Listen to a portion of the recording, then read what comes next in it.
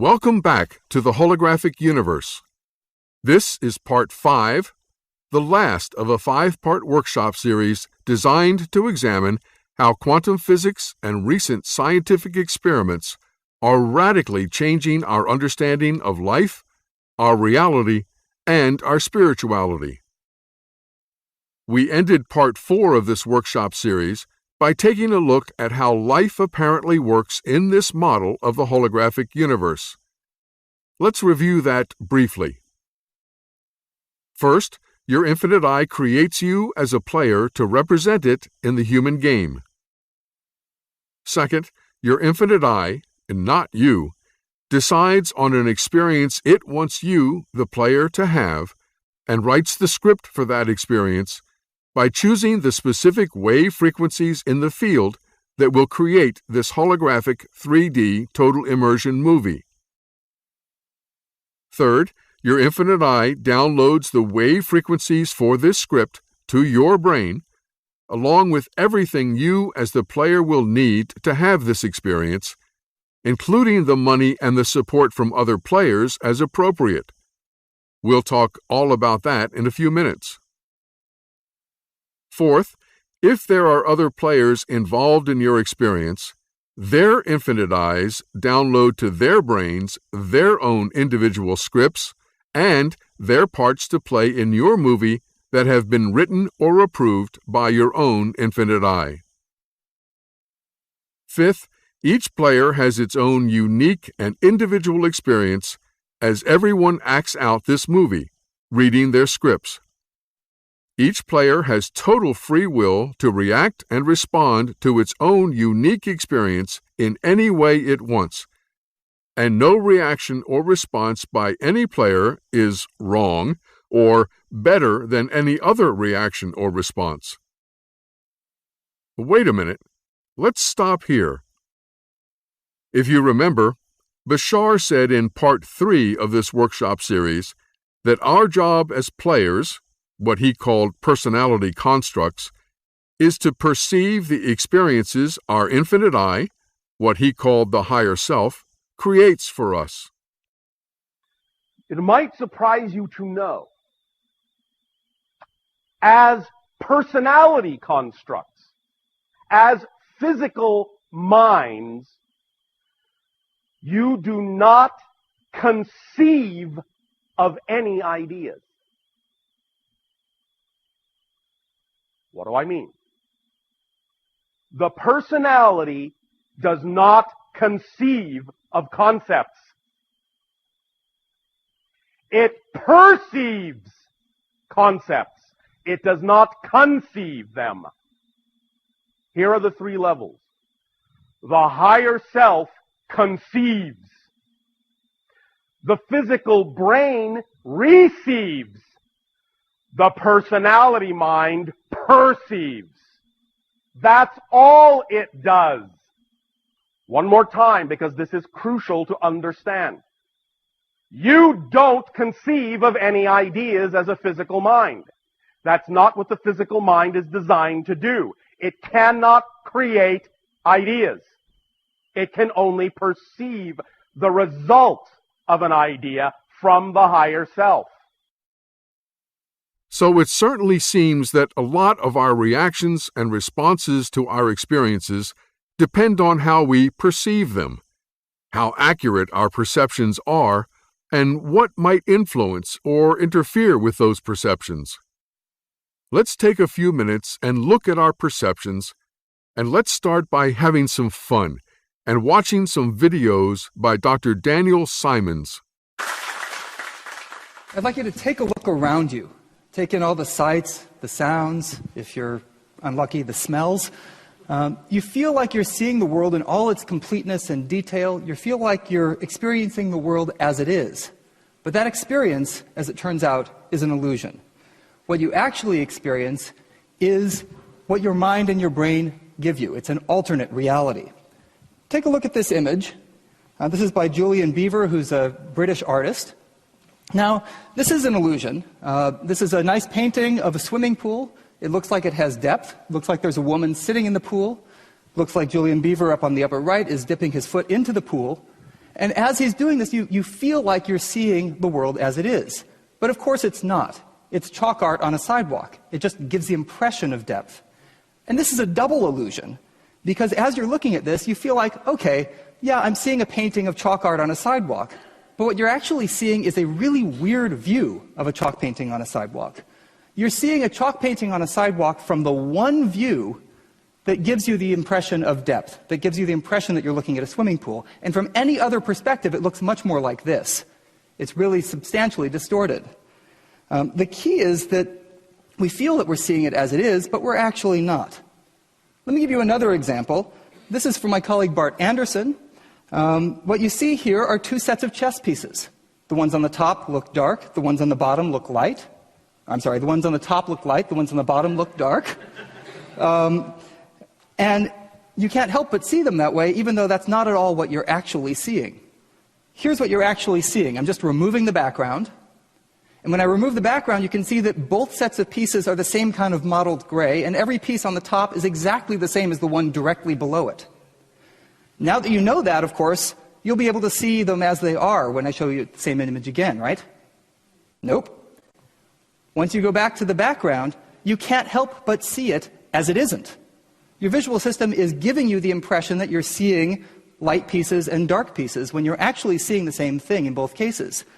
What's happening here is that your visual system is taking into account not just the brightness of those individual pieces, but the brightness of the surfaces immediately around those pieces. And it takes that into account in a way that's actually really useful for us most of the time. It gives us the ability to see a piece of paper with black ink on it, the same inside in a dark room and outside in a really bright light. But it's not giving us the world exactly as it is. It's using a bag of tricks. It's using a set of shortcuts to give us the world as we need it. Now, what makes visual illusions like this so cool? There are two reasons. One is that it's surprising, but that's not terribly satisfying. The more interesting reason is that it's giving us the impression that we're seeing the world as it is, and it's violating that impression. It's breaking our intuition. It's forcing us to confront the fact that we aren't seeing the world as it actually is. Let me give you another example of this. This is from Bill Geisler and Jeffrey Perry. Now, this is a nice picture of flowers, pleasant for today. I'm going to show you a bee, and I want you to follow that bee around this image with your eyes. So track the bee as it moves through the image. Okay, so it's just going to kind of wander around the image here, and you're able to follow it just fine. And eventually it's going to end up back where it started. And we're back. Okay, now I want to show you exactly the same sequence, except this time, instead of tracking that bee with your eyes, I want you to maintain your focus, maintain your gaze right on the bright yellow flower. And notice what happens to that flower as the bee gets farther and farther away. It gets blurrier and blurrier. That's exactly the same sequence. You're seeing exactly the same thing you did the first time, except that this time you probably noticed that it's getting blurry, whereas the first time you didn't notice that anything was changing about the image at all. Well, why is that? The reason is that you're actually only taking in detail from a tiny, tiny subset of your visual world at any instant. In fact, you're taking in detail from a subset about the size of that bee. Right? You're taking in, if you stick your arm out and put your thumb up, you're taking in high-resolution information only from the information about the width of your thumb. Beyond that, it becomes progressively blurrier, but we don't notice this at all. Why not? Well, we move our eyes 3 or 4 times a second when we're looking at the world. We don't realize we're doing that. And everywhere we look at that instant, we're seeing everything in detail. If something's in our periphery and it's potentially interesting, we look over there and we see it in detail. So we get the impression, the false impression, that we're seeing everything in detail. Let's take a look at this issue. We assume that everyone is seeing the world exactly as it is. And this has profound implications for how we think about the world around us. Despite differences in our knowledge and our beliefs and our expectations, we feel like we're seeing the same thing as everybody else. I've used visual illusions as a way of illustrating how we don't see the world exactly as it is, but these sorts of illusions are not just limited to our visual system.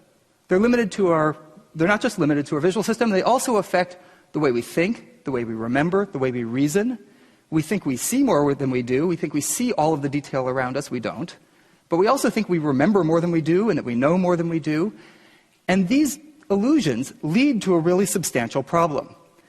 They lead us to think that everybody is seeing the same thing that we are, when in reality, two people looking at exactly the same world could be taking in different information at the same time. Now, what does that mean? It means that any time you have to communicate, any time you're trying to be a trainer or a CEO or a leader, or you're trying to lecture or teach, you have to take into account the fact that your knowledge and your experiences and what you see are going to be different from those of the people in your audience. All of advertising depends on exactly that principle. You have to know what your audience is going to see in the advertisement. Now, the problem is that we all share one thing. Even though we don't necessarily see the world the same, we all share one thing. We share this illusion that we see the world the same as everybody else.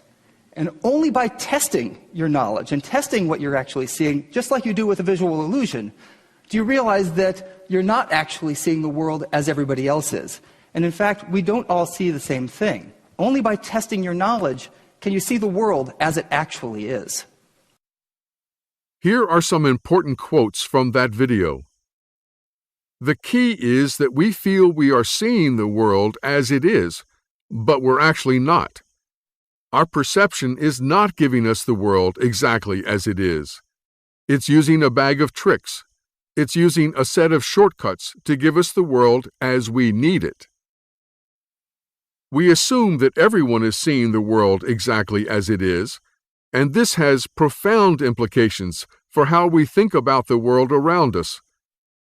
Despite differences in our knowledge and our beliefs and expectations, we feel like we're seeing the same thing as everybody else. And in fact, we don't all see the same thing. Now, the problem is, even though we don't necessarily see the world the same, we all share one thing. We share this illusion that we see the world the same as everybody else. I use visual illusions as a way of illustrating that we don't see the world exactly as it is. Only by testing your knowledge and testing what you're actually seeing do you realize that you're not actually seeing the world as everybody else is. So let's take Dr. Simon's suggestion and test our perceptions to see how accurate they really are. Some of you may have seen these before. If so, just play along. Grab a piece of paper and something to write with, and number down the left-hand side from 1 to 13. Now, simply answer the questions starting with number 1.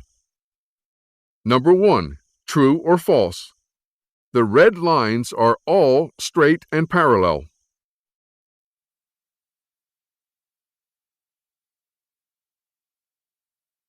Number 2, true or false? The green column is the largest of the 3 columns.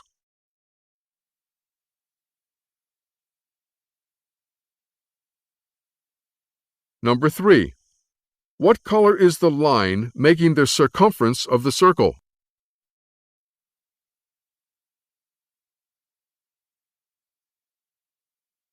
Number 4, true or false? The red lines are all straight and parallel.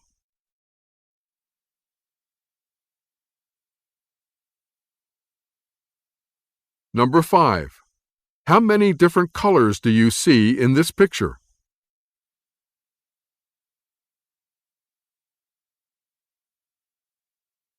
Number 6, which dot in the middle is bigger, A or B?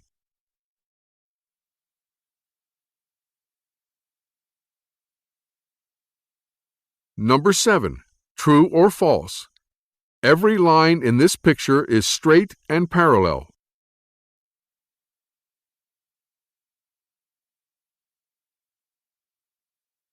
Number 8, true or false? Line A to B is longer than line B to C.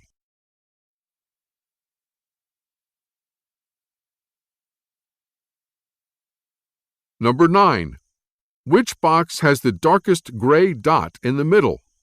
1, 2, 3, 4, or 5?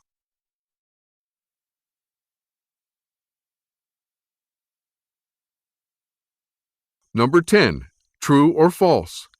The long straight lines are all parallel.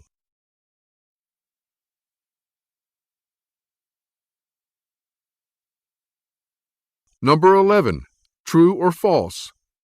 The straight vertical line in A is longer than the straight vertical line in B.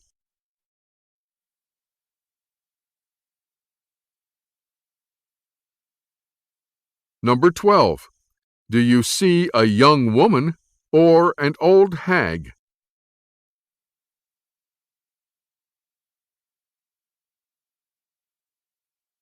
Number 13. Are you looking at the front or the back of this woman?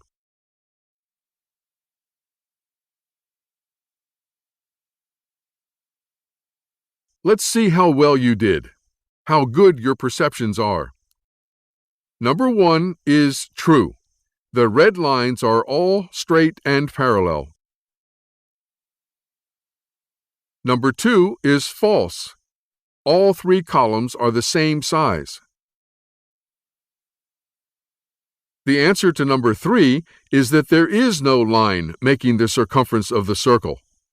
It just appears that way. Number 4 is true. The red lines in the pictures are all straight and parallel.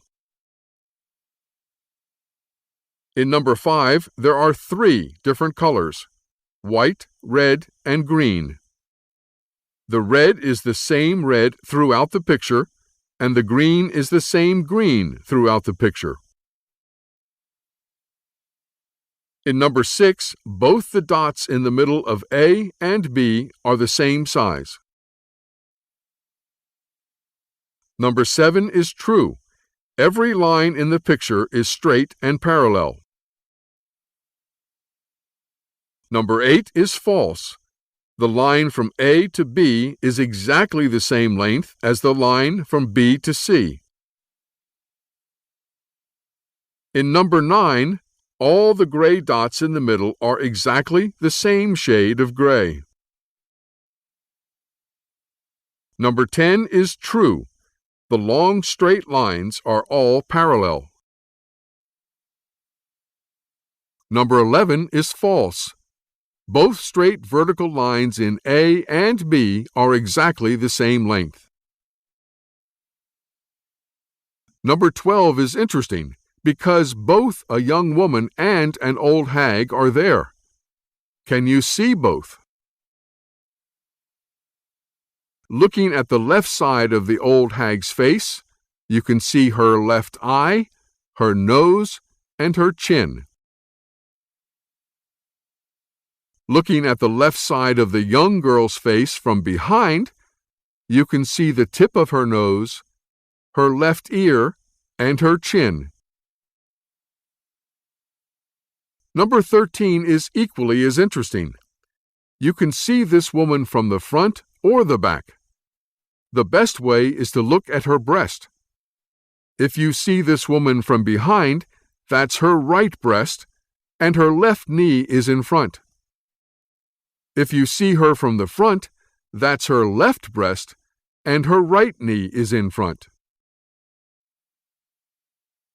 If you have seen these illusions before and know the correct answers, or if you could figure them out, you still have to force your mind to overrule your brain, because, honestly, when you look at these illusions, our senses perceive them to be very different than what they actually are.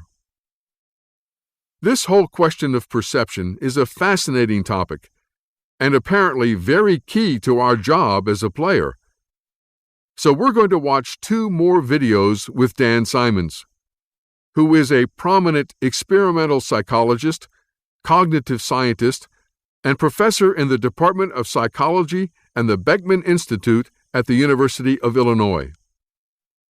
Simons is most well known for his work on change blindness and inattentional blindness, 2 surprising examples of how people can be unaware of information right in front of their eyes.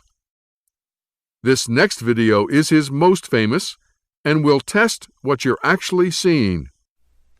The monkey business illusion. Count how many times the players wearing white pass the ball.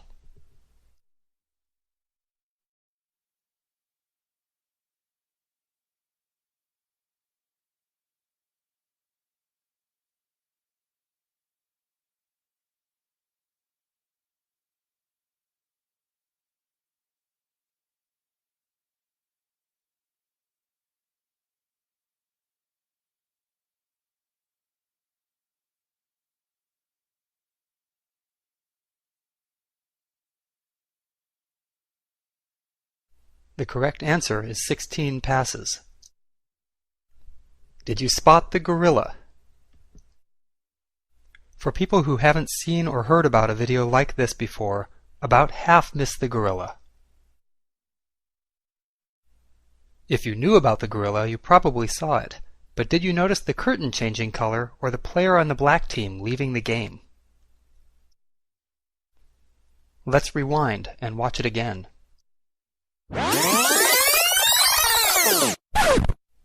Here comes the gorilla, and there goes a player, and the curtain is changing from red to gold.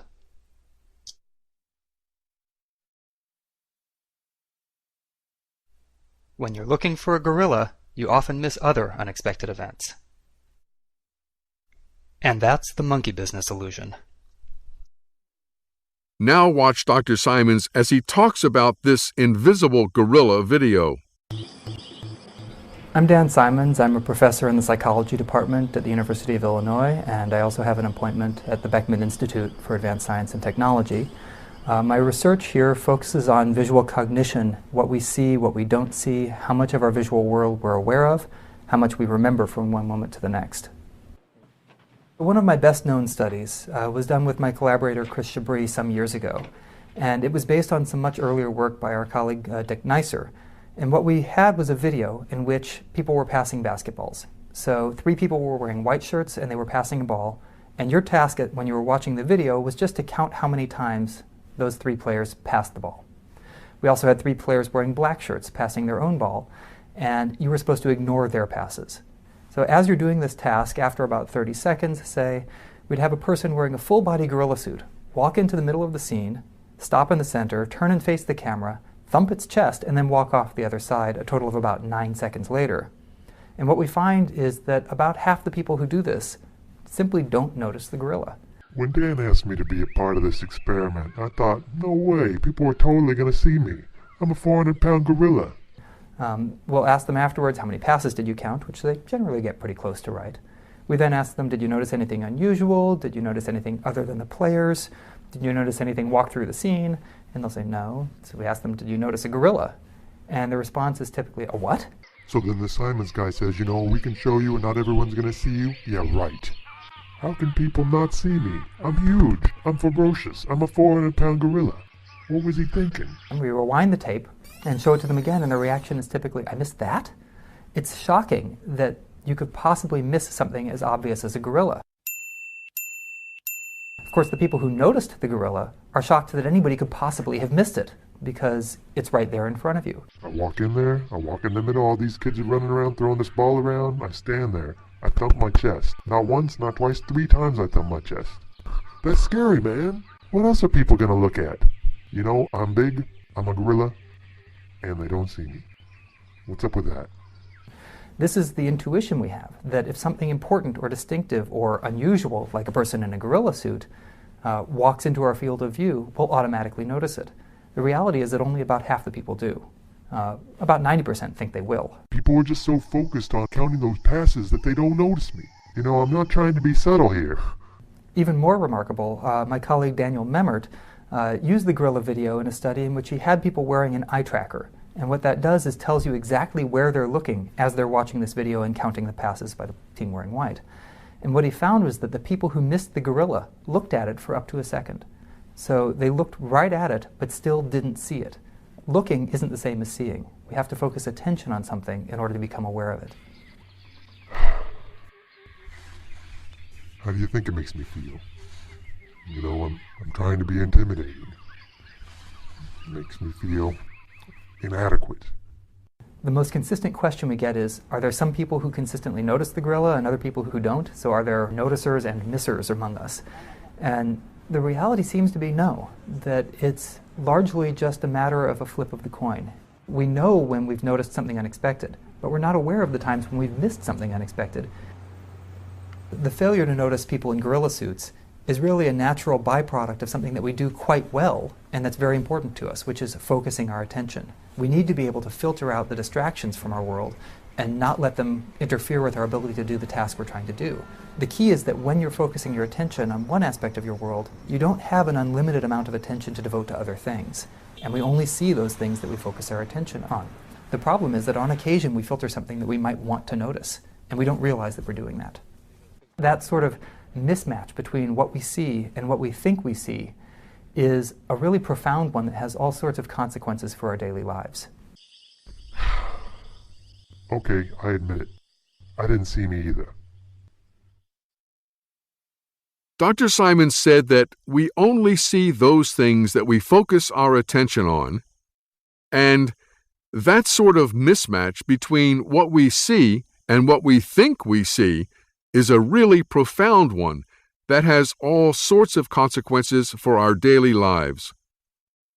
But this doesn't apply only to gorillas, obviously. If we as players are focused on what we don't have in life that we think we want or need, we could easily not see or fully enjoy and appreciate all the things right in front of us. If we focus on the fear of losing our wallet from our pocket as the roller coaster goes upside down, we could miss out on all the fun and excitement of the ride. If we focus on trying to visualize and manifest and attract what we think we want in a mate, we could miss the one right in front of us who doesn't meet those beliefs, but could actually be the one. If we focus on trying to avoid the dangers of taking risks, we could miss the most exciting opportunities of our lives. If we focus on our fear of dying, we could miss living. You get the point. Dan Simons is a lot of fun, but I want to get back to the question, which is, if our job as players, according to Bashar, is to perceive the experiences our infinite eye creates for us, and if we don't always seem to be doing a very complete job of that, according to Dan Simons, are there other factors involved, more than just our focus, that are influencing and affecting our perceptions, making us see the world as we need it rather than as it actually is? It's time to introduce you to Dr. Bruce Lipton. Dr. Lipton began his scientific career as a cell biologist. He received his Ph.D. from the University of Virginia before joining the Department of Anatomy at the University of Wisconsin's School of Medicine in 1973. In 1982, Dr. Lipton began examining the principles of quantum physics and how they might be integrated into his understanding of the cell's information processing systems. And he discovered that the brain of a cell is not in the nucleus, which is what I was taught in school, but in the membrane, the outer surface or skin of the cell. His website says his research at Stanford University's School of Medicine between 1987 and 1992 revealed that the environment operating through the membrane controlled the behavior and physiology of the cell. His discoveries, which ran counter to the established scientific view that life is controlled by the genes, gave rise to one of today's most important fields of study, the science of epigenetics. Many subsequent papers by other researchers have since validated his concepts and ideas.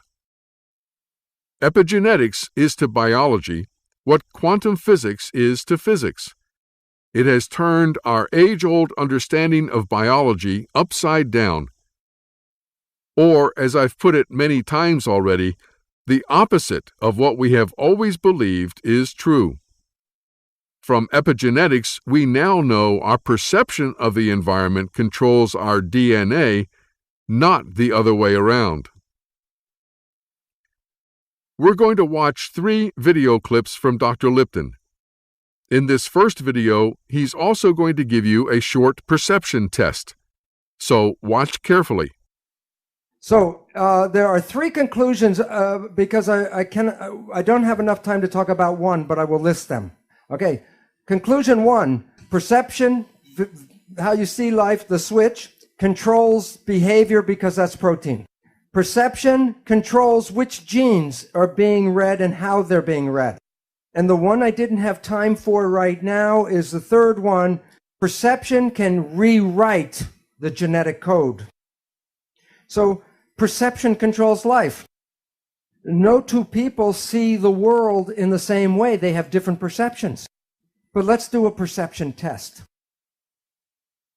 Okay, this is the question. The first one is a simple question because it's important because perception controls your biology. So the perception test is a simple one. Is the surface area of A greater than, equal to, or less than the surface area of B? Which is greater? B, yeah. This is they're equal size squares. Not equal, but they're uniform. So I want to make a more difficult test. I will show you 2 surface areas that are not regular.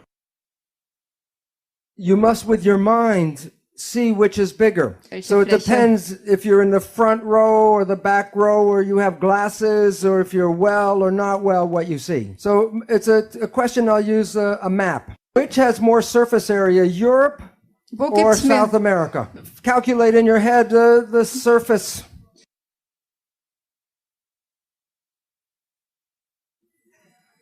The answer is South America.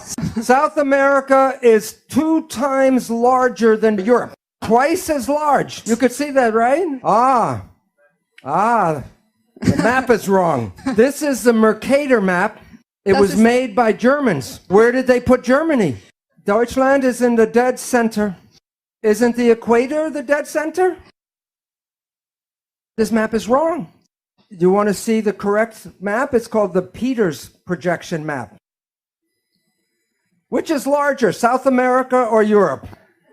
The point is that you learn perceptions. And sometimes your perceptions can be right, and sometimes your perceptions can be wrong. Since perception controls biology, and since they can be right or wrong, then it's more accurate to say that belief controls biology. What you believe creates your life on the inside and on the outside. If there was one thought I would pick out of that video to remember, it's this. Perception controls life. Sometimes your perceptions can be right, and sometimes your perceptions can be wrong. And since perceptions can be wrong, it is more accurate to say that beliefs control biology. What you believe creates your life, on the inside and on the outside. Dr. Lipton is going to use an example called the placebo effect. Placebo is normally used as a medical term, meaning a patient is given something neutral, like a sugar pill, and yet it makes them feel better. There is no chemical reason in the placebo for it to have any effect at all on the body, but it does somehow. That somehow is because the patient believes it will, and nothing else. It is the patient's belief that changes their biology and their behavior. But this placebo effect does not have to be limited to medicine or pills. In fact, it is in operation a lot of the time as we, the players, believe something, anything, is good for us that is actually neutral, and yet it makes us feel good or better. This, of course, is true for all homeopathic remedies as well. Homeopathy is still based on a belief that taking something from out there, natural though it might be, will have an effect in here. The other side of the coin, and not nearly as well known, is the nocebo effect. This is when a patient or a player believes something, anything, that is actually neutral is harmful to them, and it makes them feel bad or worse, when in fact there's nothing in the nocebo that can hurt them at all. Take a look. Now, we have heard of something called the placebo effect, right? The placebo effect is when you have a very positive thought that something can heal you, even if you don't know it, but it's a sugar pill, but you believe it's the real medicine, then you can heal yourself with that. So the pill didn't heal you, it was the thought that healed you. Statistics reveal that 1/3 of all medical healings, including surgery, are the result of the placebo effect. Now, the issue is that the placebo effect is when you have positive thinking. There was a question this morning, what about negative thinking? And this is what medicine does not tell you, is that there is negative thinking, and it's called the nocebo effect. And in the same power that positive thinking can heal you, negative thinking can kill you. They're both the same effect. One is more positive, one is more negative, but the effects are exactly the same on your health. One will heal you, and the other can make you sick. If a doctor tells you you have a disease, or the doctor tells you you're going to die, and you believe the doctor because he's the professional, the belief will give you a disease and can cause you to die. So belief becomes an important part of medicine. Now, many of you have heard about the drug Prozac.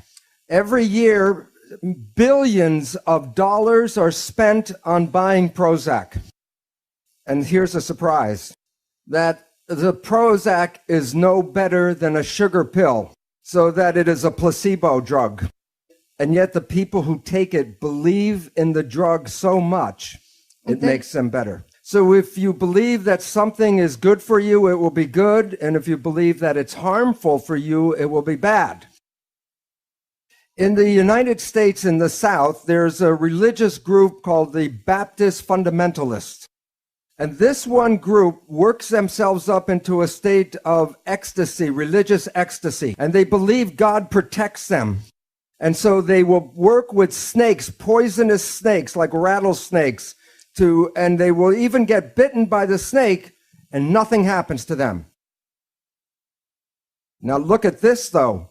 Some of them will drink strychnine in toxic doses, and when they're in that state of belief, it does not affect them. So if you can drink toxic poison, then why do we worry so much about the toxins or the food and the air and all that? Because we have a belief that the toxins can kill us. And even on the cigarettes, on the package, it tells you this will kill you. But even though I know this, I will not drink strychnine. And why? Because my belief is not as strong as their belief. Belief is important about everything, including our health and our aging and the world that we live in. This is a picture of some beautiful women that dance in what is called the Palm Springs Follies. And I ask, what do you think is unusual about these women? They have arms, but they're in red gloves against the red, so it's hard to see. What is unusual? Their ages. To 75 years old.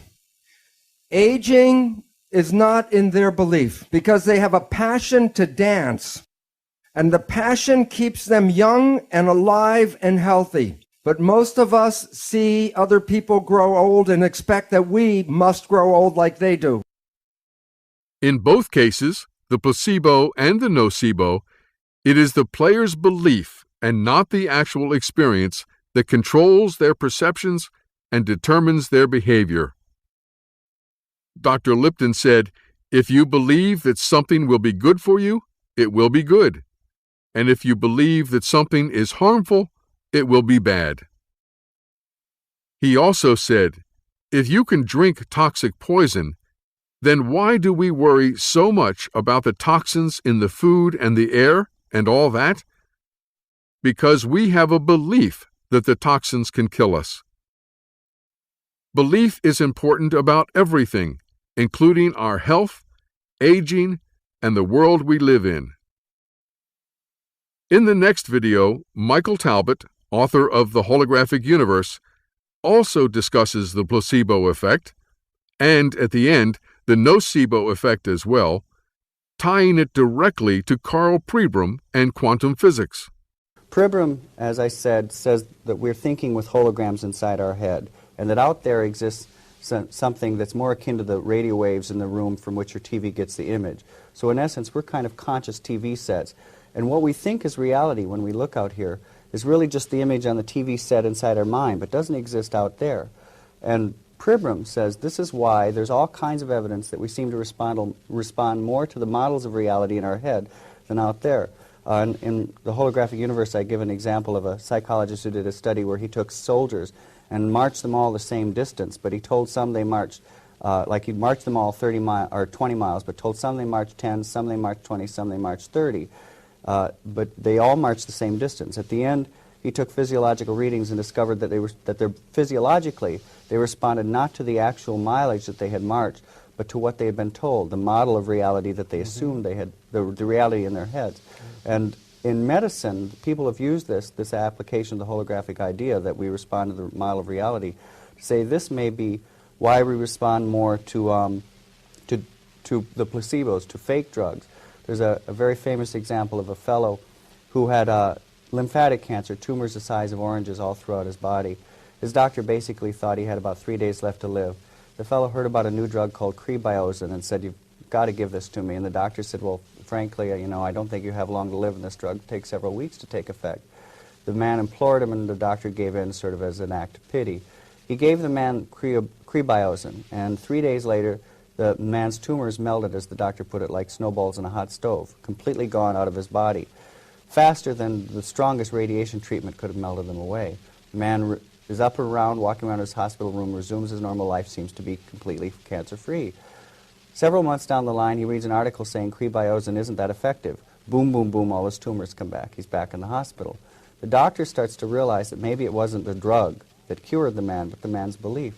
So he lies to the man and he says, "Those articles are wrong. Crebiozin is effective, and in fact, I've got an even more potent version of it." He injects just salt water into the man's veins. Again, the man's tumors melt away. He resumes his normal life. Unfortunately, many months down the line, he reads final studies on Crebiozin saying it's completely ineffective. Boom, boom, boom, his tumors come back and he dies. But the bottom line is somehow this man had the ability to access some deep level of healing himself. It wasn't the drug, because salt water worked just as well as this alleged drug. And so again, here's an instance where he responded to the model of reality in his head, this deep belief that this drug would heal him, even though he wasn't even receiving the drug at a certain point in his treatment. And his body responded in kind. And that, to me, is the most exciting aspect of the holographic idea. And there are countless examples of it. There's a study of a new chemotherapy in England where they took a group of cancer patients. Half the patients they gave the drug, half the patients they gave a placebo, a fake. No one knew who was receiving the real drug or not. They told all the patients, this is a very toxic drug, may cause you to lose your hair. 30% of the people receiving just the fake lost their hair. And when I first heard this, I immediately thought, oh my gosh, about every donut that I'd ever eaten in my life, and thought, oh, this is really bad for me. That I may be responding to the model of reality more than the nutritional aspects of the donut. There was a book and a popular British TV diet show in the last decade called "You Are What You Eat." Once again, a catchy slogan, but not true. You are what you believe about what you eat.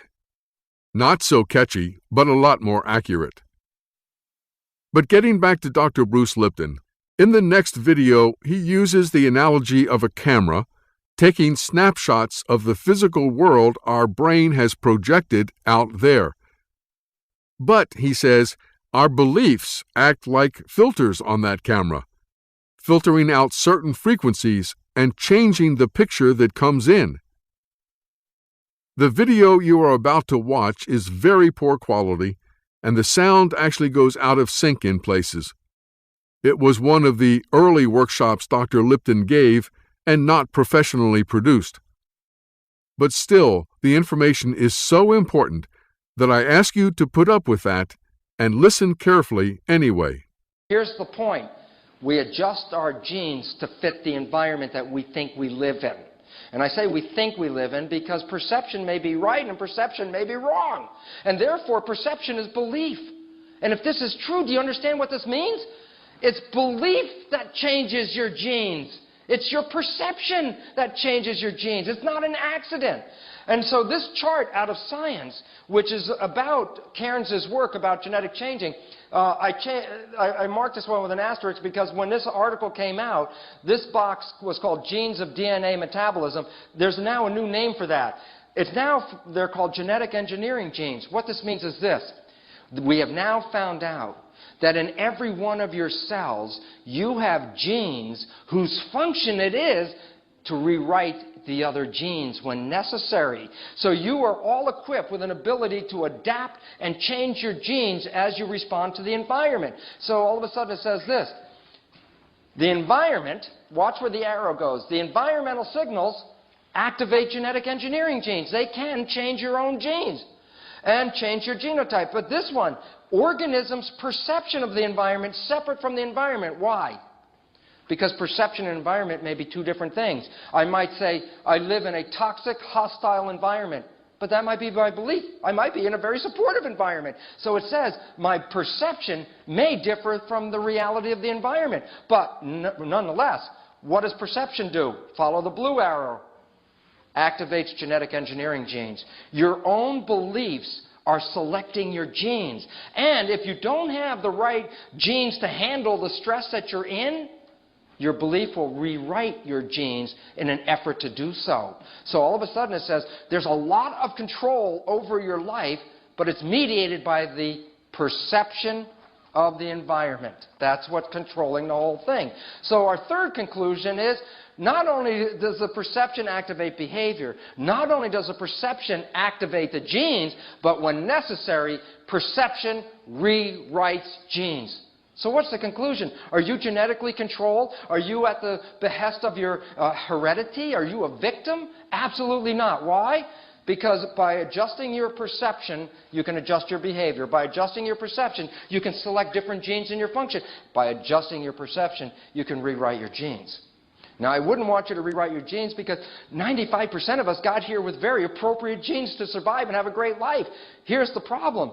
Almost always, when you rewrite your genes, you do a negative process because your genes were already working. And so lots of illnesses and things like cancer, 95% of cancer has no hereditary linkage. 95% of cancer is actively produced by an individual's perception rewriting their normal genes and making cancer genes. All of a sudden, unfortunately, remember when I told you when you were a victim of your heredity, you could be irresponsible because the genes just came that way.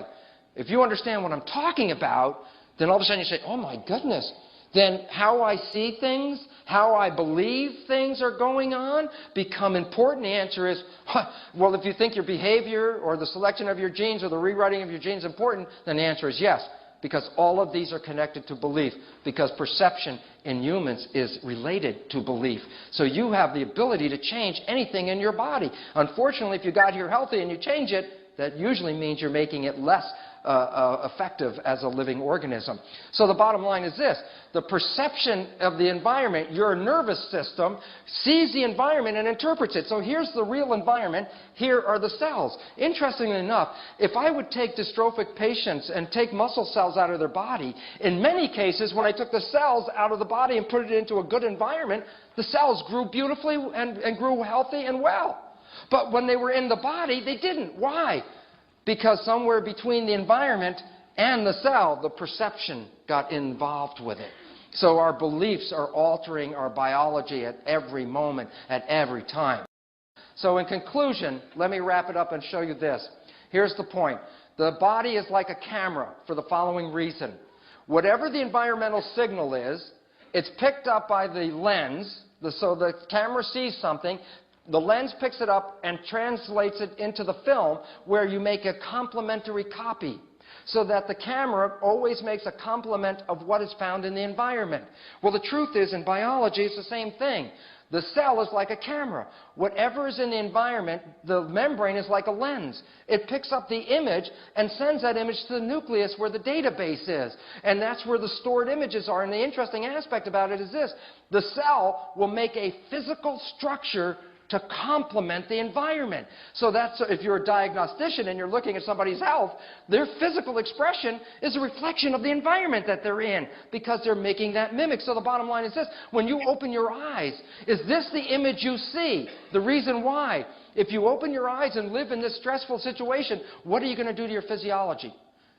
Adrenaline, fight or flight, shut down growth, shut down the immune system, and be less intelligent. But you could easily look at the world and see a much better, healthier picture. For example, Maxfield Parrish's ecstasy. When you see this picture, so the question is, I could see the world and see this, and what do you think I'm going to be in, growth or protection? Growth. So the bottom line is, how I see it is adjusting who I am. Well, the interesting part about that is as follows: the perception interfaces between the environment and your biology. But your perception is belief. And therefore, beliefs act as a filter between the real environment and your biology. So your belief filters interfere if they're not accurate. If your beliefs are off, you're going to select genes that are inappropriate for the environment. So again, what keeps you in balance? Keeping your perception clear. So the bottom line is this: we actually end up with a filter between the environment and the camera, which is learned. We learned these filters. Before we were born, we were already learning. On the weekend course, I talk about conscious parenting. Many of your beliefs were already installed in you before you were born through the interaction of your mother and her perception of the environment, because she was helping. Mothers and fathers are actually are genetic engineers. They are selecting genes in their offspring as they develop, so the offspring fits the environment that the parents live in. Interesting point. Well, the question is this: we have filters. So now you've got envelopes that you came with. There's a red and green filter. Let's call these belief filters. And what I would like you to do is put one or the other filters in front of your eyes. Pick a red one or a green one, whatever one they got, and hold it up in front of your eyes and look at the screen. I'm going to ask you a question, and don't open them up. If they're double, keep them folded, okay? Here you go. Now, I'm going to ask you a question. When you look at the picture, tell me if this is a picture of love or fear. When you see it, does it look like love or fear with your glasses on? Put the glasses on. Are you living in love or are you living in fear? Okay, now take the glasses off and find the other glasses. Okay, you got a different set of glasses now? Okay, put those up. You ready? Are you living in love or are you living in fear? Okay, are you living in love or are you living in fear? Well, here's the simple point. This is the beautiful point. Life has everything in it. Life has everything, but you will only see what you have perception filters to see. And you were taught perception filters. You were taught by your parents. You were taught in school. You were taught how to see life. And here's the beautiful part. We can remove these filters that have interfered with our lives. Of course, as a cell biologist, Dr. Lipton focuses on the body, and in particular, the genes. We adjust our genes to adjust to the environment we think we live in.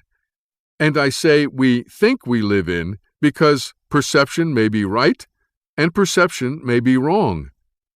I might say, I live in a toxic, hostile environment. But that may be my belief. I may actually be in a very supportive environment. My perception may differ from the reality of the environment. Your own beliefs are selecting your genes. He says it again and again. It's belief that changes your genes. It's perception that changes your genes. Not only does perception activate behavior, not only does perception activate the genes, but when necessary, perception rewrites genes. Since Dr. Lipton equates perception and belief, that sentence could read, not only do your beliefs activate behavior, Not only do your beliefs activate the genes, but when necessary, your beliefs rewrite your genes. Our beliefs are altering our body at every moment, at every time. Your belief filters interfere if they're not accurate. But we can remove these belief filters that have interfered with our lives. This is such an extremely important point. Dr. Lipton did not say we can change these belief filters that interfere with our lives. This is not about changing belief systems. This is not about trading one belief system for another one. This is not about replacing negative beliefs with positive beliefs, or about the power of positive thinking, which is a belief in itself. This is about removing, letting go of our beliefs altogether. What was not very clear, because of the poor quality video and the way the experiment was run this time, was the picture at the end and the different colored glasses the audience was supposed to put on. I've seen Dr. Lipton do this a couple times, and here's how it actually goes. Dr. Lipton puts a picture on the screen. If the entire audience puts on the glasses with the red lenses, or the fear filter, they would filter out everything in the picture that was red, leaving the picture full of fearful things. If the audience puts on the glasses with the green lenses, or the love filter, they would filter out everything in the picture that was green, leaving the picture full of loving things. Then Dr. Lipton said, "Life has everything in it, but you will only see what you have belief filters to see." That's how belief filters work. They determine what we see, how we perceive things in our holographic 3D total immersion movie. So, are you ready for the heresy? Unless you can love war and violence for the perfection they are, as much as you love a beautiful sunset, or inspiring music, or the touch of a woman's skin, that love becomes conditional, not unconditional, and acts just like another belief filter, as it was in Dr. Lipton's experiment. And if you try to see the world only through a love filter, you will miss everything else your infinite eye has created for you there. For the secret to true joy and lasting peace of mind is being able to see the complete picture and everything that's in it, and embrace and enjoy it all equally, without judgment or resistance. And there's no reason you can't do that when you understand that your own infinite eye is creating it all for you, as a gift to you, down to the smallest detail. So what I want to do now is take a very specific example we all encounter every day of our lives and see how these belief filters apply. And that example is money. In the U.S., if I go around and ask people what they believe about money, I get a lot of different answers. See if any of them might be something you believe as well. I have to earn money. I have to work for money. I can't afford even my basic needs. There's a limited supply of money available to me. Every time I spend money, the supply of money decreases. Nothing I really want is free. If I want more money, I have to work harder, or smarter, or deliver more value. I've got to have a plan to make money, invest it wisely, and build wealth over time. If I have money, I have to protect it, or I could lose it. I have to be responsible with my money. I must be fully, totally, and truly committed to making money. There's never enough money. There's something dirty about money and those who have a lot of it. Money is the root of all evil. The rich get richer and the poor get poorer. More money is better. Money doesn't grow on trees. Some have the gift of making money and others don't. Money doesn't come easy. You can't have money and be spiritual. Money comes from out there, and you have to go out there to get it and bring it in here to you. The world's financial system, the way it is set up and run by a few international bankers, is rigged against me, and a normal person stands no chance to make money. And the one that pushes my button so much, I've tried to use the secret and the law of attraction and visualization and meditation and other self-help techniques to manifest money, but they didn't work. So I must be doing something wrong. There must be something wrong with me. Maybe you have even more beliefs you can add to this list. All the statements on that list are beliefs people have about money, stories they make up to explain why they think they don't have enough money or can't make more money, or in many ways feel like they are a victim of the money game. If any of these are true for you, and if Dr. Lipton is correct, these beliefs are acting as a filter on your perceptions and directly influencing your relationship with money. But are any of these beliefs about money actually true? Well, yes, they can all be true in the first part of the human game, because they all lead to more and more limitations and restrictions. But as we now know, the second part of the human game is exactly the opposite of the first part, and none of these beliefs is true in the second part. Not one. My favorite is, money doesn't grow on trees, which is what my parents told me all the time. But it's not true either. Money does grow on trees. Money is made of paper, which is made from trees. It's amazing what beliefs we are taught, as Bruce Lipton said, and then carry with us the rest of our lives, never questioning whether they are true or not. The truth is, you don't have to work for or earn money. There is an unlimited supply of money available. Whenever you spend money, the supply of money does not decrease. There is always enough money for any experience your infinite I wants you to have. More money is not necessarily better. Money does come easy. You can have money and be spiritual. Money doesn't come from out there. You cannot be a victim of the financial system or the international bankers.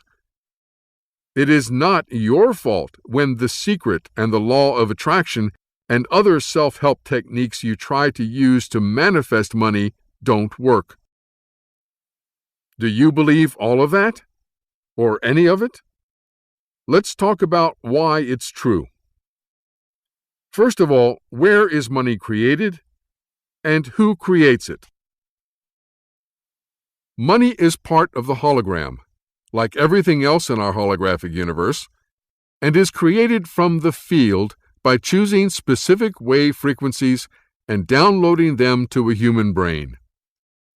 And the one who is choosing those frequencies from the field is your infinite I. It is your infinite I that creates the money you have and no one else. Not you, not the central banks, not the international banking cartel. Interestingly enough, though, the central banks and the international banking cartel use exactly the same method to create money as your infinite I does, out of thin air. But that's beside the point. If an infinite I chooses certain specific experiences from the field it wants its player to have, wouldn't it also give its player everything it needs to have those experiences as well? Does it make sense that any infinite I would want its player to have a certain experience and then not give it everything it needs to have that experience, including all the money required for the experience? Where else is the player going to get the money and other things it needs for an experience if its infinite eye doesn't create them, since the player has no power to create anything itself on this side of the field? If we go back to our kids' video games, like Minecraft that we saw before, the person working the controls has to make sure its player has everything it needs for the experience it is about to have, like weapons, tools, money, energy and power credits, and so on.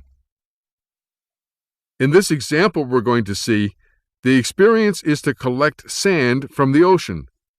So the controller is going to make sure the player has everything it needs to do that. Hi guys, and welcome back to Let's Play Minecraft. This is Regarth here, and we are on episode 5. I decided this morning what I'd do today is, in my given amount of time, which is not very long, I'm going to go out and collect some sand. And it just turned night, so I don't even know if that's going to work out. I do hear a zombie. Alright, I'm going to try it anyway. I'm going to go out in the water and do it. So, I need a few things to be able to do this. Firstly, I'm going to need a boat. And a lot of shovels. So, there's some stone. Let's put my coal back. Let's put everything I don't really need back. I'm going to eat one of these so I can get some health.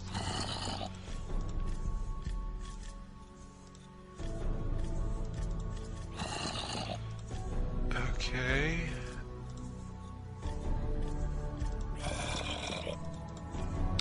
Okay, so let's craft some more. How many sticks? Let's say 4 more shovels will do the job.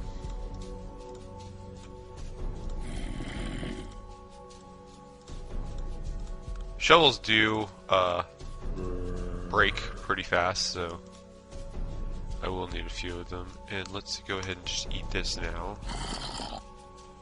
And make a pair of boots so that I have a little bit more armor. And you can see my armor gauge went up down there in the corner. And what else do I need? Is that it? I have my spade, I have my sword, I have this. Oh yes, I need a boat. There we go. Alright, I'm ready to go. In exactly the same way, if your infinite eye wants you to have an experience, it's going to have to provide you with everything you need for that experience, including the money. Can't you just picture an infinite eye at the field, shuffling things in and out of the infinite inventory, choosing the frequencies for what you need? On the other hand, if you want to have an experience that your infinite eye decides it doesn't want for you at that time, it won't provide what you need, especially the money, no matter how hard you pray or visualize or try to manifest it. But let's say your infinite eye has decided on an experience for you and wants to get the money to you that you need. How does it do that? This is where your beliefs come in. All the beliefs a player has about money have one major effect. They limit its infinite eye when it tries to get that money to the player. In other words, the player is causing its own limitations and restrictions by walking around with all these beliefs in its head. What are the 3 basic ways most players today think they can get money? Earning or working for it, investing it, or winning the lottery. There are a couple other minor ways, like borrowing it, inheriting it, stealing it, begging for it, and so on.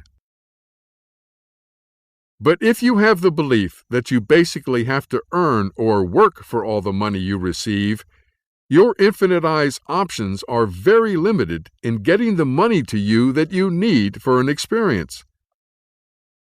Let go of that belief and you make its job a lot easier. Let me give you an example from my own life.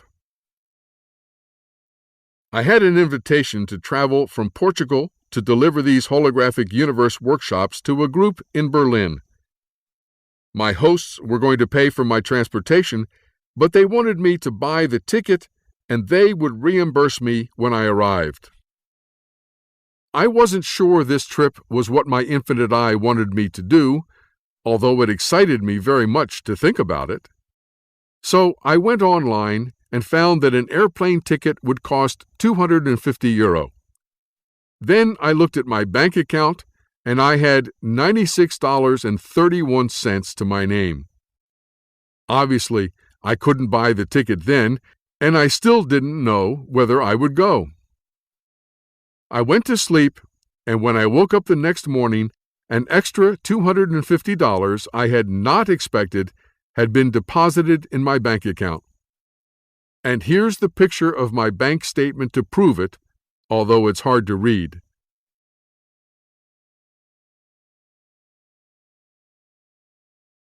I took this screenshot of my bank account because I figured no one would believe me if they couldn't see the evidence. I will admit that $250 is not exactly the same as €250, but still, I now had enough money to buy the ticket and confirmation that my infinite eye wanted me to make the trip. The point is that I did absolutely nothing to earn or work for that $250. I did nothing to try to make it happen. I did nothing at all. I went to sleep. The money just appeared in my bank account overnight because I no longer had the belief that it couldn't. That has happened time and time again as I have applied this model in my life. My infinite eye has always provided the money for whatever experience it wants me to have, but not necessarily for whatever experience I want to have. And that money has most often come from very unexpected sources that I could not have imagined or created myself. So I now have complete trust through personal experience that my infinite eye can create money for me out of thin air. But I'm not yet at the point where I can just hold out my hand and have money appear, like Sai Baba did with vibhuti and jewelry. That would still freak me out. Yet I know it's possible if I could let go of my fears about that as well. I could give you lots of examples from my own life like this, but let's just do a couple more short ones from other people. A friend of mine and his friend were in Monte Carlo, and they suddenly had a very exciting idea to go to the casino. My friend had just been to the cash machine and gotten 3 €100 notes, and he and his friend knew that was all he had in his wallet.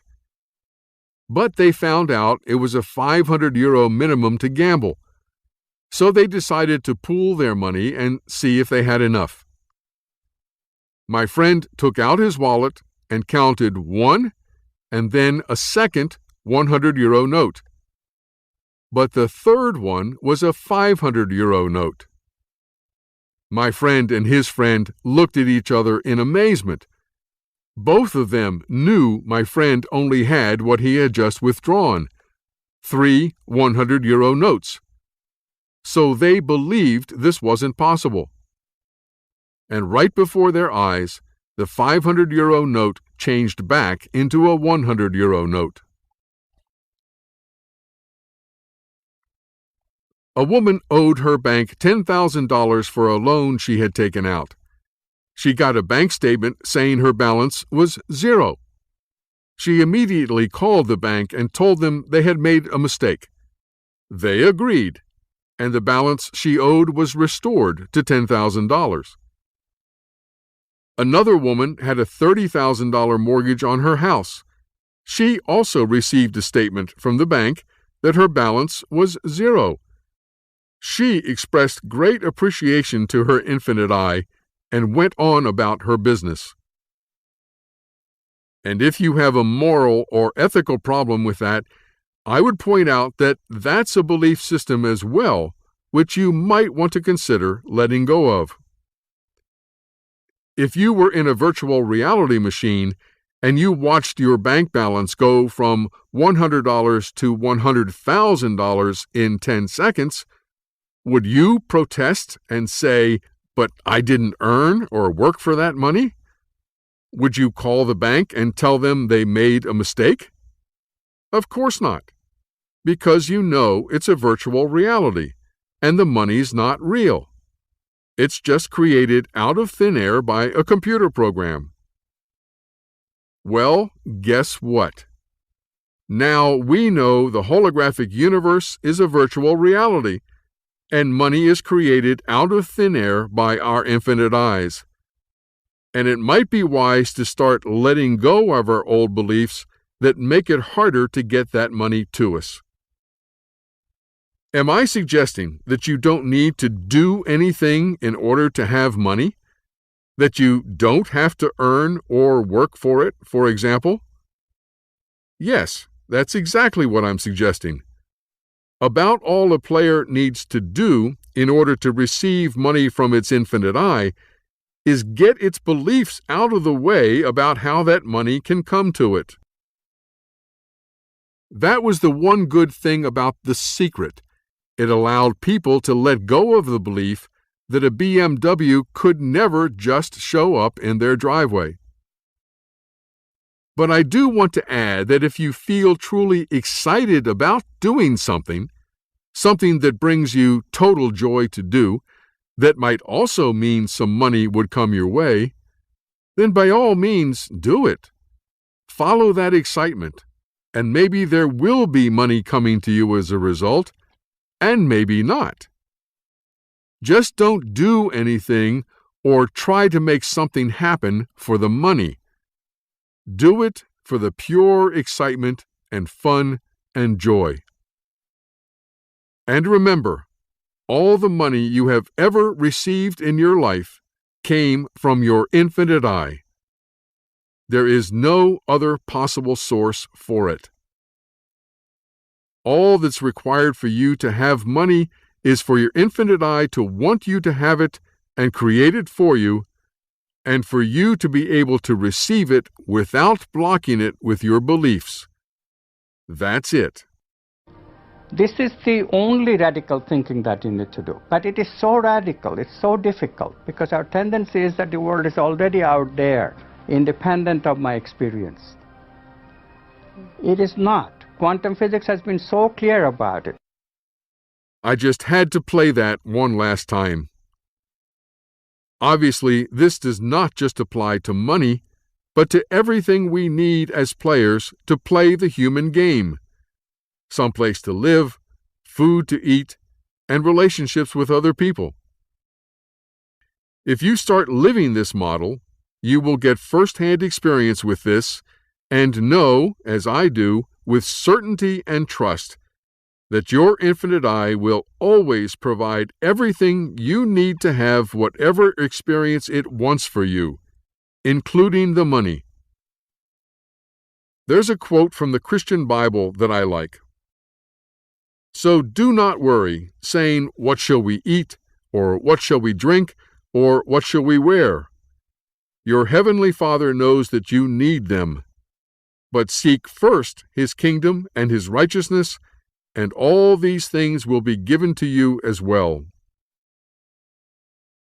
At this point, the question is often asked, how can we get our infinite eyes to create more money for us, especially since we want to do good things with it? Could we just ask for it or pray for it? Can't we just manifest it using The Secret, for example? Of course you can pray for it, if you like, if that brings you joy. There's always an open connection between you and your infinite I, and you can always send a request to it in any way or form you want. I would caution you about two things, however. First, only pray or request once. Don't keep repeating the same prayer or sending the same request. Your infinite I got it the first time, and all subsequent prayers or requests simply mean that you think your infinite I is slacking on the job because you haven't gotten what you want yet, and you want it now. Or, as I like to say, instant gratification is not fast enough. But maybe your infinite I doesn't want to honor your prayer or request, because to do so would interfere with other plans it has for you that you're not aware of. So the other thing is not to be attached to the outcome of any prayer or request. You are free to desire and ask for anything you can think of. Desirelessness is not some kind of virtue. But you can't be attached to actually having any of those desires fulfilled. It's the attachment to the outcome that we need to let go of. Perhaps that's what the Buddha was trying to say.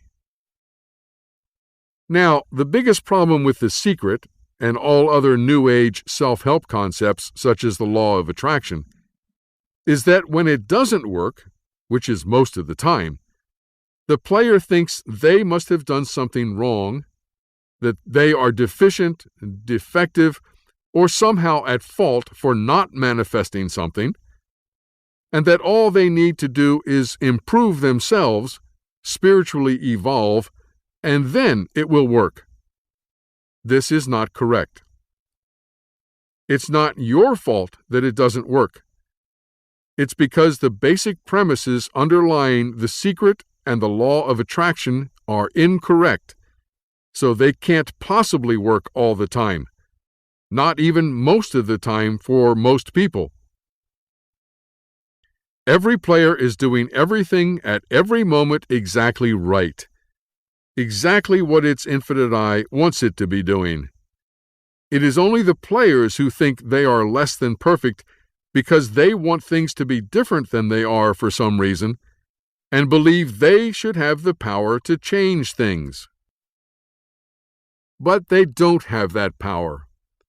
Only the infinite I has the power to create or manifest anything. It's true that most players think they make money, and they have created all kinds of stories about how they make that money. By working, by selling something, by getting loans or gifts, by inheritance, by many different methods. But the truth is, according to these models, the infinite I is the one who creates the money for its player, but it can only send it to its player in ways that the player believes it can receive it. The infinite I needs no story to explain its creation of money. Only the player with its limiting beliefs and limited thinking needs a story to receive it. If we as players could let go of all these beliefs we have about money, could stop needing some story about how the money can come to us, it would take away all the limitations we put on receiving money and make the infinite I's job so much easier. So how do we do that? How do we let go of our limiting beliefs about money and about other things as well? There's no easy answer to that question, but there are some techniques out there that might help some of you. Robert Scheinfeld has his process as part of his Tools for Transformation. Jed McKenna has his spiritual autolysis that he describes in his books. Byron Katie has her work. Psych K has its workshops. But the one thing you have to keep in mind and be very aware of whenever you try one of these techniques is that we do not want to trade one set of beliefs for another. we want to let go of our beliefs altogether. And the problem is that many techniques focus on the beliefs themselves, and that will take you nowhere. Because underneath every belief you have is a judgment. And if you don't also address and let go of the judgment, you'll just create another belief on top of it to replace the one you currently have. As I said in Part 4, talking about the rules of the human game, fear and resistance are the foundations of the first part of the human game, and judgments and their resulting beliefs are the glue that keeps the illusions together. A belief is simply the result of a judgment hiding in the corner of your mind, just like an opinion is the result of a belief you have adopted. Let me say it simply. At the basis of all opinions are beliefs. At the basis of all beliefs are judgments. At the basis of all judgments are fears. And at the basis of all fears is a layer of the ego defining who you are and trying its best to maintain its existence. A couple quick examples, true stories. My date turned to me at a party, pointing to a very nice-looking older woman on the dance floor who was dressed a little sexy, and said, "That woman's a tramp," which was her opinion. When I asked, "Why do you say that?" my date responded, "She should dance more appropriately for her age." That was her belief. Under that belief is a judgment. Perhaps something like, "It's wrong to be showing off your talents or your body." And under that judgment is a fear. Maybe, "I might lose my man to someone who looks and dances like that, and then I'd be alone for the rest of my life." And under that fear is a layer of the ego that whispers, "I'm better than her, and I don't have to show off to prove it." If my date let go of her belief that the woman should dance more appropriately for her age, but kept the judgment that it's wrong to be showing off your talents or your body, she could simply form a new belief about the way women talk, or walk, or dress, or the length of their hair, to replace the old one about dancing. I had a very good friend who had opinions, beliefs, and judgments about women who wore the color pink. Didn't want to have anything to do with them. He's single, by the way, based on some past experience he had, or maybe just his gut feeling. And he decided that his opinions, beliefs, and judgments were correct, and didn't want to think about letting go of them. And that's fine. But it wouldn't surprise me if his infinite eye sent him the perfect woman for him, dressed in pink, to give him another opportunity to think again. Another dear friend had the same kind of opinion, belief, and judgment about people who smoke. Fortunately, she let go of them when a man appeared in her hologram who smoked, and they've now been happily married for years. But this discussion is beyond the scope of these workshops. If you want to go further into this topic, I suggest you read my free ebook. Right now, I want to focus on the judgments we have that give rise to the beliefs we hold so that we can let go of them. And if there's one thing I hope you will take away from these 6 hours of workshops, more important, perhaps, than all the quantum physics stuff and the brain research and the models, it is that our judgments about our experiences, those arbitrary and arrogant, I might add, decisions about right and wrong, better and worse, good and bad, good and evil, are what cause all our pain and suffering.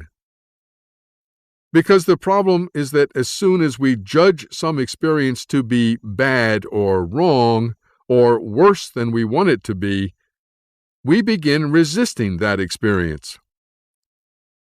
And if there's one law that seems to be at work in both parts of the human game, it's what you resist persists. In other words, my infinite I might be creating the same or similar experiences for me as long as I judge and resist them, which is an interesting new way to look at karma. And that includes war and violence, and all the other things many people are resisting and trying to get rid of in their lives and on this planet. Take an objective look at what's going on out there. As far as I can tell, there are more peace workers than ever before, and there's also more war and violence than ever before. What you resist persists. As long as we resist war and violence, they will continue, and maybe even increase. Buckminster Fuller said, "You never change things by fighting the existing reality. To change something, build a new model that makes the existing model obsolete." The way I would say it is, instead of judging and resisting what you see and trying to change it, follow your excitement and live something radically new. Or, as Mahatma Gandhi said, be the change you wish to see in the world. But if it is your excitement and total joy to step in front of a tank, do it. But do it because it excites you in the moment and brings you joy, not because you are judging war and violence to be wrong and trying to stop it. If you remember, in part 4 of these workshops, I talked about the human game having 2 parts. Many people are judging and resisting being in the first part, trying their best to get out and into the second part. But what you resist persists. As long as we judge and resist the first part of the human game, we're likely to stay there until we don't anymore. Ironically, it seems that you can't leave the first part of the human game until you no longer want to, until you no longer resist being there, until you totally embrace and accept the first part for exactly the perfection it is. But, I hear many people protesting, how can you call all the pain and suffering I see out there perfect? And now we're back full circle to the question of perception, how we perceive things, as Bashar would say it. In part 4, I said we do not have the power or ability to change anything we see in our holograms, and we can stop wasting our time and energy trying. But we do have the power to change how we perceive our holograms, and then change our reactions or responses to them by removing our judgment, belief, and opinion filters, as Dr. Lipton would say, allowing us to see the complete picture as it actually is. Before we end these workshops, I want to quote again from the King James Version of the Holy Bible. From the book of Genesis, the first book of the Bible. And out of the ground made the Lord God to grow every tree that is pleasant to the sight and good for food, the tree of life also in the midst of the garden, and the tree of knowledge of good and evil. Please note that in the middle of the Garden of Eden there was not just one tree, which we all know about, but 2 trees, the tree of life and the tree of knowledge of good and evil. And then God created man and woman, and they were both naked, the man and his wife, and were not ashamed. Please note that there was no judgment from the man or woman about their nakedness. Unfortunately, this lack of shame and guilt didn't last very long. According to the Bible, a snake convinced the woman, who then convinced the man, to eat some fruit from the tree of knowledge of good and evil. And the eyes of them both were opened, and they knew that they were naked, and they sewed fig leaves together and made themselves aprons. Eating from the tree of knowledge of good and evil marked the beginning of judgment for the human race. For that's what the tree of knowledge of good and evil is, the tree of judgment. Not only did the man and woman judge that being naked was now something to be ashamed of and to hide, but they also judged that they had done something wrong. From this point forward, according to the Bible, life on earth would be full of the dichotomies of good and evil, right and wrong, better and worse, and it remains that way to this day. So much for the tree of knowledge of good and evil. What about the tree of life? What was its effect on man when he ate from it? Unfortunately, according to the Bible, God drove Adam and Eve out of the Garden of Eden before they could eat from the tree of life, leaving the human race to live its entire existence thus far in judgment. That's how the Bible begins. But how does it end? To him that overcometh will I give to eat of the tree of life, which is in the midst of the paradise of God, says the last book of the Bible, the book of Revelation. So someone is finally going to get to eat from the tree of life if they overcometh. But overcometh what? The answer clearly is judgment. Overcometh the tree of knowledge of good and evil. Overcometh judgment, and you can eat from the tree of life. Like a butterfly, I might add. To end this workshop series, I want you to watch Plato's Cave one more time. Imagine prisoners that have spent their entire lives chained deep inside a cave. They have been chained so that they cannot see behind themselves, and they are forced to stare endlessly at the cave wall in front of them. Behind them, a fire is burning, and between the prisoners and the fire is a raised walkway. Now imagine that each day a menagerie of objects crosses the walkway. Animals and people carrying their wares to market.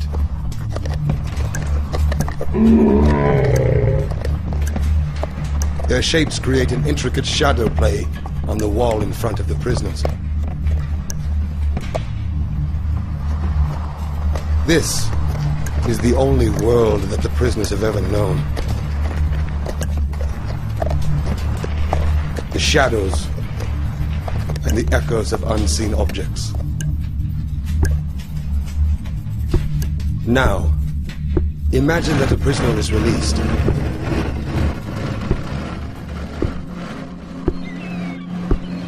After some time adjusting to the blinding light, the freed prisoner will begin to experience the world outside of the cave for the very first time. And it is like nothing he could have ever imagined.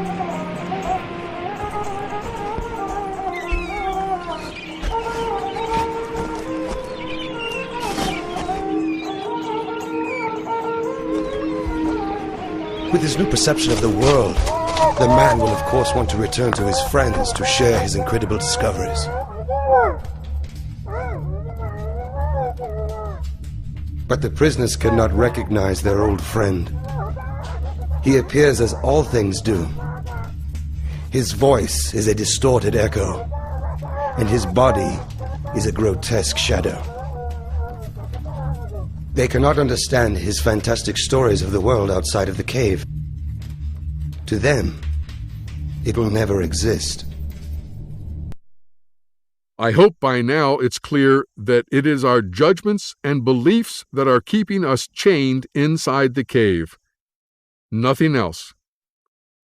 I've tried to give you all the scientific evidence through quantum physics and the recent brain research why you no longer need to judge your experiences, or anyone or anything in them, since they were all created specifically for you by your own infinite eye as gifts, down to the smallest detail.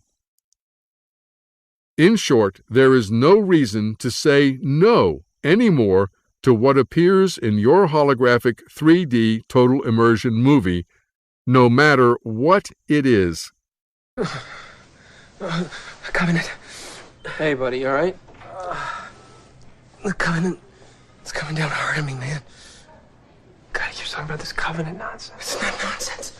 It is nonsense. Oh, thank God. Terrence, you have to remove the Covenant. It's killing me. First of all, what were you doing in my car? I told you, I need you to remove the Covenant. There is no covenant. There never was. It was just riffing. Riffing? Well, I had to say something. You were being difficult, embarrassing me in front of my crowd. So the whole yes thing is all bullshit? No. You just don't know how to use it, that's all. Yeah, I do. Say yes to everything. Real tough to grasp. No, that's not the point. Well, maybe at first it is, but that's just to open you up to it, to get you started. Then you're saying yes, not because you have to, not because a covenant tells you to, but because you know in your heart that you want to. Yeah. You're right. That makes perfect sense. Well, I told you, I said that. You didn't say that. I did say that. You didn't say it like that. Well, I didn't say it with an accent, but I said that. Whatever. If we will let go of our beliefs and the judgments underneath them, and stop resisting the experiences our infinite eye creates for us, and just say yes to them, all of them, our lives will never be the same. If true joy and excitement and peace of mind are what you are hoping to find in life, you might want to give these models a try. Good luck. And thank you for watching this workshop series. Remember, you can download my free ebook, Butterflies Are Free to Fly, A New and Radical Approach to Spiritual Evolution, by visiting www.butterfliesfree.com.